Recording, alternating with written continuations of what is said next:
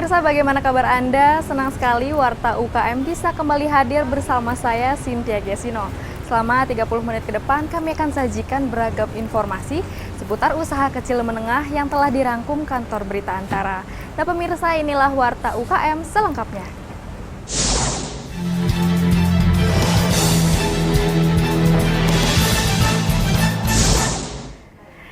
Nah pemirsa, waktu kecil pasti pernah dong makan es mambo. Itu loh es krim yang dibungkus plastik panjang beraneka rasa. Nah untuk mengenang masa kecil Anda bisa aja nih langsung datang ke kedai es krim puter Brazil ini. Namun sebelum kita bahas lebih lanjut, ada informasi seputar tanaman lumut yang mampu disulap menjadi tanaman hias. Seperti apa? Berikut liputannya.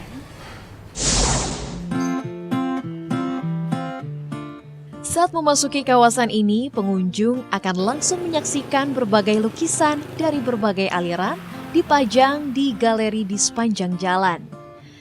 Inilah Kampung Wisata Jelekong yang ada di Kecamatan Bale Endah, Kabupaten Bandung, Jawa Barat, di mana ada sekitar 500 orang yang menjadikan melukis sebagai mata pencarian utamanya. Bahkan diperkirakan separuh warga di kawasan yang terletak 12 km dari kota Bandung yang berjumlah kurang lebih 4.800 jiwa ini menghidupi keluarganya dari memasarkan lukisan. Mulai ke kota-kota yang ada di tanah air seperti Bogor, Bandung, Semarang, dan Denpasar. Hingga ke luar negeri seperti Malaysia, bahkan sejumlah pelukis mulai membidik pasar Singapura dan Jepang.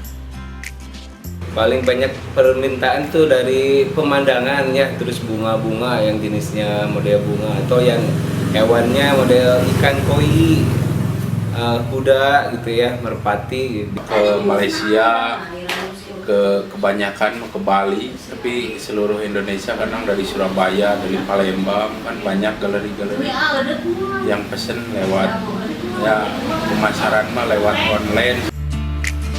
Warga Jelekong diperkirakan mulai mengenal budaya lukis sejak tahun 1969. Namun mulai terkenal menjadi kampung pelukis pada awal 1980-an. Setelah mulai banyak yang memesan lukisan karena mutunya yang baik dan harganya yang bersahabat, mulai ratusan ribu hingga jutaan rupiah. Setelah mulai banyak yang memesan lukisan karena mutunya yang baik dan harganya yang bersahabat, mulai ratusan ribu hingga jutaan rupiah. Dari Bandung, Jawa Barat, Enjang Solihin, Kantor Berita Antara mewartakan.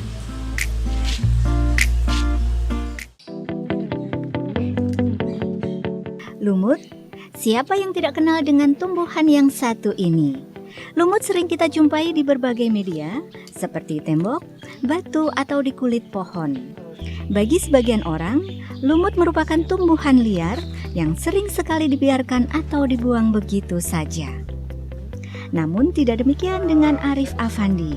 Seorang penyuka tanaman ini menyulap lumut menjadi sebuah karya seni yang eksotis dan bernilai jual tinggi. Untuk membuat sebuah moss art, diperlukan beberapa bahan dari mulai media tanam, tanah yang dicampur batu dan pasir, serta lumut itu sendiri.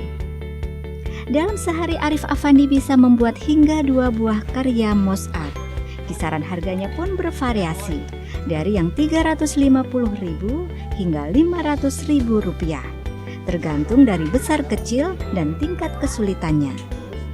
Arif Afandi mengatakan, selain sebagai hiasan rumah, lumut juga sangat bermanfaat bagi kesehatan manusia ketika di dalam ruangan. Salah satunya dia penyuplai oksigen di ruangan, terus penyerap radikal bebas di ruangan, terus sebagai penyerap air. Arif menambahkan, dalam merawat lumut diperlukan perhatian yang ekstra, seperti menyimpannya di dalam ruangan yang bersuhu 21 hingga 27 derajat Celcius, serta dengan menyemprotkan air 2 kali dalam sehari. Dengan hanya bermodalkan bahan-bahan limbah kayu, batu-batuan, dan tumbuhan liar, seni mengolah lumut ini bisa dibuat. Dari Kabupaten Bandung Barat, Jawa Barat, Dian Hardiana, Kantor Berita Antara, mewartakan.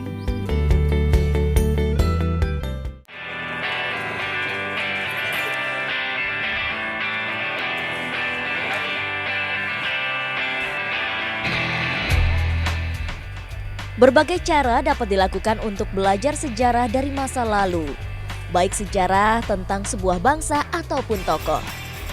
Salah satunya mengenal sejarah dari koleksi uang lama atau uang kuno. Sebuah uang yang digunakan sebagai alat pembayaran di suatu negara dikeluarkan sesuai dengan edisi ataupun mengangkat sebuah momen tertentu pada waktu itu. Hal ini diungkapkan oleh salah satu kolektor uang kuno, Fatia, ketika berburu uang kuno di Festival Yogyakarta Tempo Dulu yang digelar 9 hingga 12 Februari 2017 di Yogyakarta. Fatia mengaku telah mengoleksi uang kuno sejak dirinya duduk di bangku sekolah menengah atas hingga saat ini. Berharap dengan koleksi uang kuno yang telah ia miliki dapat mengenalkan sejarah uang kepada anak-anaknya. Nanti anak cucunya bisa jadi pengenalan sejarah dulu, ternyata uang rupiah yang dulu itu sama yang sekarang banyak bedanya. Hal yang sama juga diungkapkan Muhammad Sofyan sebagai kolektor uang kuno.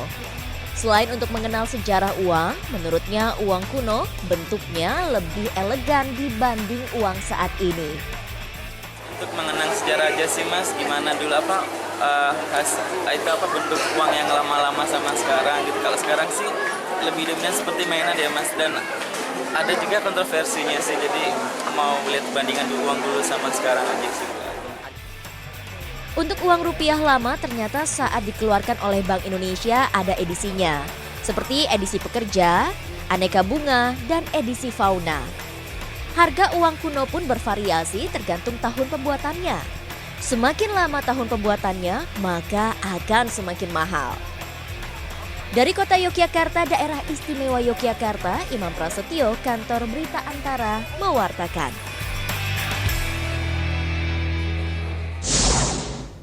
Nah pemirsa jangan kemana-mana karena usai jeda berikut, Warta UKM akan segera kembali. Tetaplah bersama kami.